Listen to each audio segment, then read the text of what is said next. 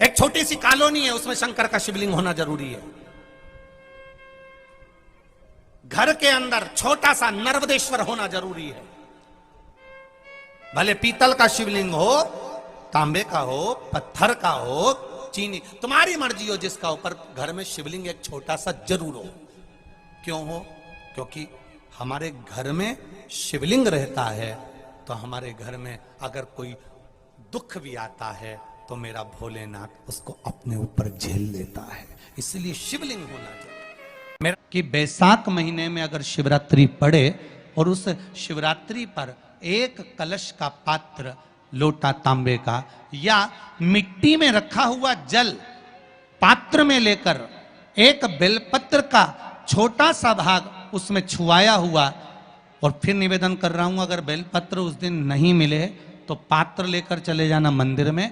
मंदिर में शंकर जी पे तो बेलपत्र चढ़ी होगी ना, अरे बोलो तो जरा, चढ़ी होगी ना। उसी बेलपत्र को धोकर फिर जल के पात्र में उसको छुआकर फिर शंकर भगवान को भाव से, दिल से जो चाहते हो, धन, वैभव, संपदा, सत्ता या रोग से मुक्ति, चाहे उदर से जुड़ी हो। हाँ, एक चीज का ध्यान करना, अगर संपदा के लिए, विवाह के लिए या विद्या के लिए या अन्य चीजों के लिए आप शिव जी को जल चढ़ा रहे हो तो उसके जल को उठाकर नहीं लाना है। और अगर रोग के लिए जल चढ़ा रहे हो कि मुझे ये तकलीफ है, घर में ये बीमारी चल रही है या रोग चल रहा है या किडनी का या लीवर का या कैंसर का या ब्लड प्रेशर का, तो जो जल तुमने समर्पित करा उसको लेकर आकर आचमन भी करना।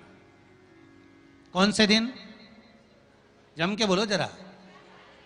शिवरात्रि आती है, प्रदोष को ही शिवरात्रि का भाव है। 12 महीने आते हैं। अगर व्यापार ना चले, दुख तकलीफ ज्यादा हो, कष्ट ज्यादा हो, बहुत टेंशन जिंदगी में चल रहा हो, अगर बीमारी ने भी घेर रखा हो और बहुत जिंदगी में दुख चल रहा हो, कहीं मत जाना।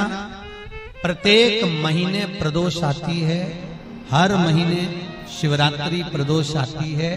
एक शमी पत्र, 5 बेलपत्र तांबे के लोटे में जल में डाल लीजिए, 7 दाने अक्षत के, आखे अक्षत से डाल लीजिए। प्रदोष काल में भगवान शंकर के मंदिर जाकर पांव में चप्पल पहनकर ना जाइए, घर में घी का दिया लगाकर कलश लेकर शिव के मंदिर में चले जाइए और शंकर जी के मंदिर में वो ऐसा कैसा ही पानी पूरा उंडेल कर डालकर शिवलिंग पर आ जाए। 12 महीने शिवरात्रि आती है,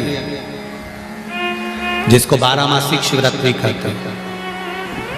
हम कई लोगों से कहते हैं अगर जिंदगी में ज्यादा नियम नहीं ले सकते तो एक नियम ले लो, और उसका फल क्या होता है ये मात्र 3 महीने की शिवरात्रि कर कर देख लेते। केवल 3 महीने की शिवरात्रि, ज्यादा कुछ नहीं कर सकते। हर महीने शिवरात्रि आती है। प्रत्येक शिवरात्रि के दिन 3 जगह पर दिया लगाना प्रारंभ कर दो। पहला, बेलपत्री के वृक्ष के नीचे। दूसरा, शंकर भगवान के मंदिर पर। तीसरा, आंवले के वृक्ष के नीचे। केवल ये 3 जगह पर दिया लगाना चालू कर दो। कौन से दिन? हर महीने की जो शिवरात्रि आती है, मासिक शिवरात्रि जो आती है, आप 12 महीने का नियम बनाओ कि मैं 12 महीने की शिवरात्रि का व्रत करूं ना करूं। मैं शंकर के मंदिर में 12 महीने जो शिवरात्रि आती है उस शिवरात्रि का नियम लेती हूं कि शिवरात्रि के दिन मैं दिया लगाने 3 जगह पर जाऊंगी। पहला, बोलते जाओ जम के, बेलपत्री के नीचे। दूसरा, शंकर भगवान के मंदिर में या शिव मंदिर की चौखट पर। तीसरा, आंवले के वृक्ष के नीचे। ये 3 जगह पर आप प्रणाम कर कर, झोली पसार कर बाबा देवाधिदेव महादेव, माता लक्ष्मी और पार्वती के नाम से दिया लगाना प्रारंभ कर दीजिए। 3 महीने की शिवरात्रि पूरी हो, ये निश्चित है अगला पत्र आपका इस जगह पर मिलेगा कि बाबा ने मेरा ये कार्य किया। मन की अभिलाषा रखकर तुम्हें जो चाहिए, एक काली मिर्ची और तिल्ली के, काली तिल्ली के 7 दाने। एक काली मिर्ची और तिल्ली के, काली तिल्ली के कितने दाने? 7 दाने। हथेली में रखकर अपनी कामना कर कर मन से अपने मन के बात को कहकर शंकर भगवान के शिवलिंग पर चढ़ा दीजिए। आपकी मनोकामना, कहते हैं हर महीने शिवरात्रि आती है, इस शिवरात्रि पर, मुख्य शिवरात्रि पर चढ़ाओगे, अगले महीने की जब शिवरात्रि आएगी तो आपकी मनोकामना पूरी हो जाएगी। 1 काली मिर्ची और 7 काली तिल्ली के दाने, मात्र 7। 12 महीने आती है।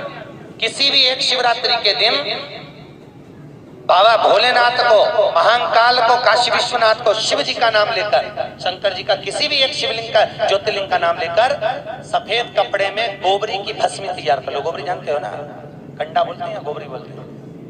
कंडा बोलते हैं ना। तो कंडा, अलोना कंडा, अलोना कंडा जानते हो? हाथ से थप्पा हुआ नहीं, गाय ने पोता गिराया, वो सूख गया, उसको लाओ, जब वो सूखा हुआ ऐसा कैसे उसको जला लो ठंडा करके, जब वो सूख जाए उसके बाद जलाकर उसकी राख तैयार करो, सफेद कपड़े में उसको ले लो और रात्रि में, शिवरात्रि की रात्रि को 12 बजे जाकर शंकर के मंदिर पर उस गोबरी की भस्म चढ़ा दो। उसी भस्म को वापिस निकाल लो और रात के समय ही उसको पानी में डालकर स्नान कर लो।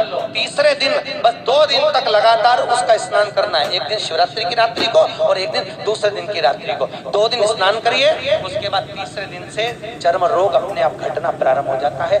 एक शरीर पर, फिर कहूंगा, अगर दिल में कोई बात है और आपकी वो कामना पूरी नहीं हो रही, बहुत प्रयास कर लिया आपने, कामना सिद्ध नहीं हो रही, 1 लोटा जल, एक जल का पात्र लीजिए, उस जल के पात्र को लेकर उसमें थोड़ा सा लाल चंदन डालकर बेलपत्री के वृक्ष के नीचे और देवादिदेव महादेव को चढ़ाना प्रारंभ कर दीजिए, थोड़ा सा जल। उसके बाद में 1 लोटा जल स्वच्छ फिर शिव जी को चढ़ाओ।